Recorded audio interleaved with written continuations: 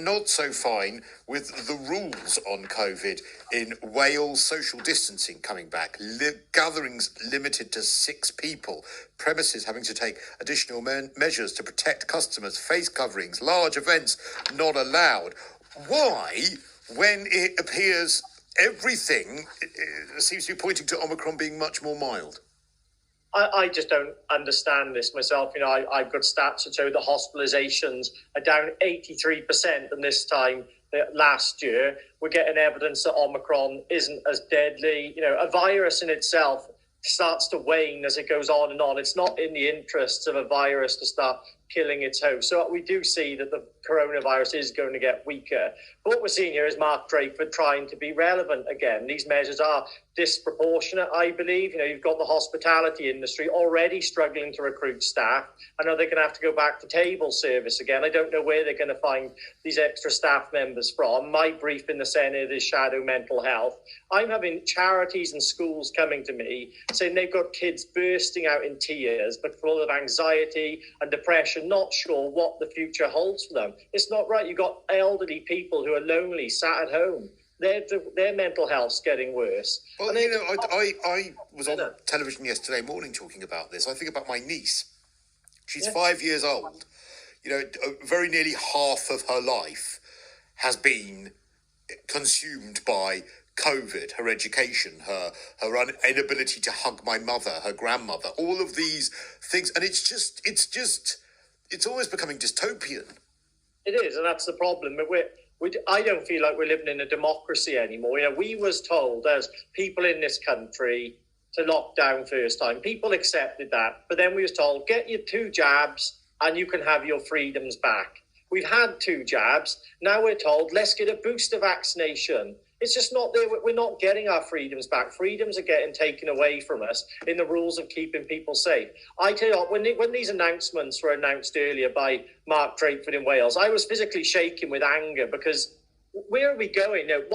Mark Drakeford said, we've got lucky this time. But do you think, because I've complained a lot about this, one of the reasons I'm anti now locking down is because I live here in London. I am half Welsh, by the way. Well, a third Welsh. Well, that's a good thing. It's a good thing. But one of the most repugnant things I think that has come out of all of this is the opportunism of some people in politics. So here in London, Sadiq Khan and in fairness, Grant Shapps, I'm afraid to say, they took the opportunity, this once-in-a-lifetime opportunity to close all the roads and put in cycle lanes and bring in these low-traffic neighbourhoods. And it's just that sort of vile opportunism that we're going to rub our hands with glee at the idea of this awful stuff happening to bring in things that are unrelated. And are you saying there's a bit of that going on with Mark Drakeford?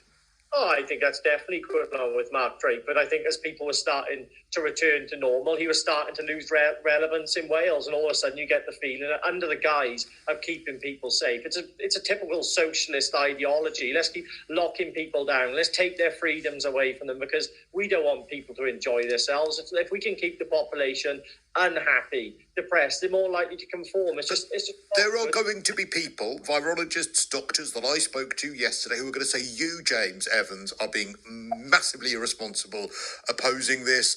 You are going to see people die as a result of what you're opposing. What would you say to those people? What would you say to the people who would say, well, look, you seem like a nice fella, but you're not a doctor, you're not a virologist as far as I'm aware. What do you know about Omicron?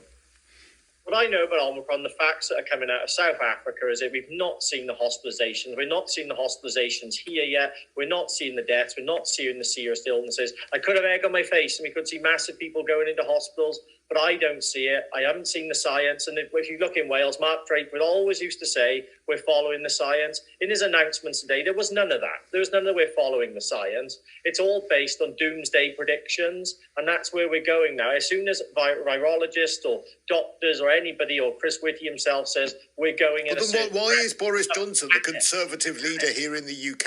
I mean, you are a Conservative Party politician. What would you say to your leader, Boris Johnson? I'd say to the leader, and I've said it to our leadership here in Wales, I said we have got to start to get to live with the virus. It's not going away. And every time we have a new variant, we can't strangle the economy. We can't strangle people's freedoms. Because I hate to say it, every year we have a new variant of the flu. And I hate to say it, coronavirus is going to be the same. We're going to have new variants, and we cannot keep killing the economy, which pays for those vital public services like the NHS, like the councils who come and pick all our bins and do the great stuff we need, our schools. If we have not got an economy which is paying for vital public services, I don't know where we go as a country, because locking the country down, killing the economy, ruining people's mental health